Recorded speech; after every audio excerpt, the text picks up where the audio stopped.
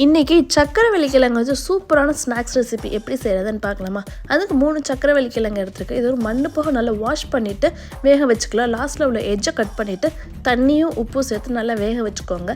வெந்ததுக்கப்புறம் அதோட தோலெல்லாம் ரிமூவ் பண்ணிவிட்டு இந்த மாதிரி நல்லா மேஷ் பண்ணிவிட்டு ஒரு பெரிய வெங்காயத்தை சின்ன சின்னதாக கட் பண்ணி இது கூட சேர்த்துக்கிறேன். அது கூட கொஞ்சமாக கருவேப்பிலை, மல்லி இலை, 2 பச்சை மிளகாய், குட்டி துண்டி இஞ்சி அதை குட்டி குட்டியாக கட் பண்ணி சேர்த்துக்கோங்க.